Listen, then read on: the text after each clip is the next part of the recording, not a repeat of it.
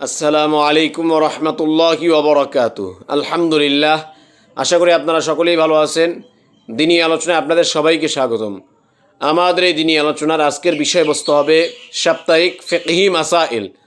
তো এই সাপ্তাহিক ফিকহি মাসাইলে আজকে যে মাসআলাগুলো থাকতেছে সেগুলো হচ্ছে, 1 নম্বরে, যখন কোনো ব্যক্তির মৃত্যু হয়ে যাবে তখন কি করা উচিত।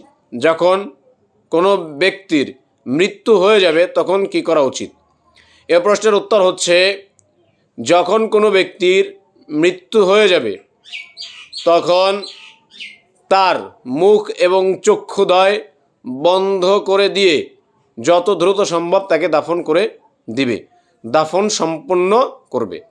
যদি কোনো ব্যক্তির মৃত্যু হয়ে যায় তাহলে তার মুখ এবং চোখদ্বয় বন্ধ করে দিয়ে দ্রুত, যথাসম্ভব দ্রুত, যদি কোনো ব্যক্তি দূরবর্তী না থাকে আত্মীয় স্বজন, তাহলে যথাসম্ভব দ্রুত তার জানাজা নামাজ শেষ করে গোসল, জানাজা নামাজ শেষ করে তাকে দ্রুত দাফন দিতে হবে, দাফন সম্পন্ন করা উচিত।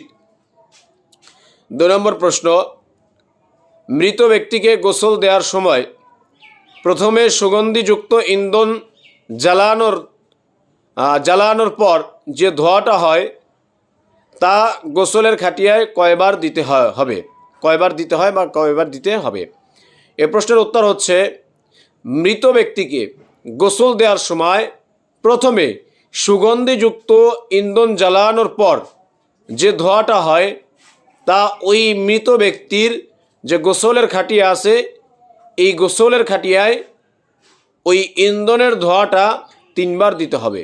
ওই ধোঁয়াটাকে 3 বার দিবে বা 3 বার ধোয়া দেওয়া উচিত। 3 নম্বর প্রশ্ন, মৃত ব্যক্তি পুরুষ হোক কিংবা মহিলা হোক তাদের গোসলের সময় কাপড় খোলা লাগবে কিনা এবং মেয়ে লোকের অলংকার পরিহিত থাকলে তাও খুলতে হবে কিনা। এ প্রশ্নের উত্তর হচ্ছে, মৃত ব্যক্তি পুরুষ হোক কিংবা মহিলা হোক তাদের উভয়ের গোসল করানোর সময় উভয়ের যে সতর আছে এই সতর ঢাকা অবস্থায় তাদের শরীরের কাপড় খুলতে হবে। এবং যদি মেয়ে লোক উনি যদি অলংকার পরিহিত অবস্থায় থাকে, মৃত্যুবরণ করে, তাহলে তার শরীর থেকে অলংকারগুলো খুলতে হবে। এই অলংকারগুলো খুলে ওই যে গোসলের খাটিয়া আছে ওই খাটিয়ায় তাকে শায়িত করতে হবে। শায়িত করার পরে তার শরীরের যে নাজাসাতে হাকিকি অর্থাৎ মলমূত্র এগুলো যে আছে এগুলোর থেকে তাকে পাক করতে হবে, পবিত্র করতে হবে। 4 নম্বর প্রশ্ন, মৃত ব্যক্তির গোসলের সময় অজু করাতে হবে কিনা। মৃত ব্যক্তিকে গোসলের সময় অজু করাতে হবে কিনা এবং করানো লাগলে তা কিভাবে করাবে। মৃত ব্যক্তিকে যে গোসল করাবে এই গোসল করানোর সময় তাকে অজু করানো লাগবে কিনা। এ প্রশ্নের উত্তর হচ্ছে যে মৃত ব্যক্তিকে গোসল করানোর সময় অজু করাতে হবে।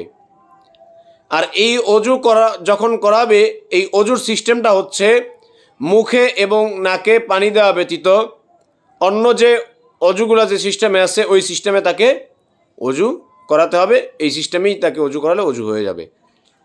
5 নম্বর প্রশ্ন, মৃত ব্যক্তির গোসল কি পানি দ্বারা করাতে হবে। মৃত ব্যক্তিকে যে গোসল করাবে এই গোসল করানোর পানিটা কি পানি হবে।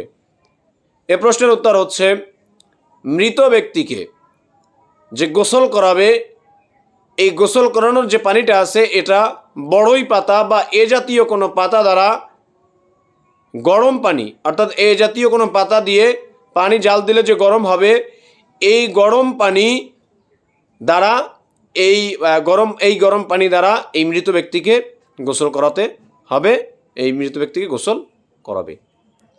তো আলহামদুলিল্লাহ, আজকে আমরা অত্যন্ত সংক্ষিপ্ত 5টি মাসালা জানলাম, যেই মাসালাগুলো আমাদের সকলেরই জানা প্রয়োজন, কারণ মৃত্যু সকলেরই হবে এবং এভাবে গোসল সকলকেই করাতে হবে এবং সকলেই গোসল করতে হবে। আল্লাহ পাক রব্বুল আলামিন আমাদের সবাইকে এই মাসালাগুলোর সঠিকটা জেনে এই মাসালাগুলোর উপরে আমল করে আল্লাহ তাআলার নৈকট্যতা অর্জন করার তৌফিক দান করুক। আমিন। আসসালামু আলাইকুম ওয়া রাহমাতুল্লাহি ওয়া বারাকাতুহু।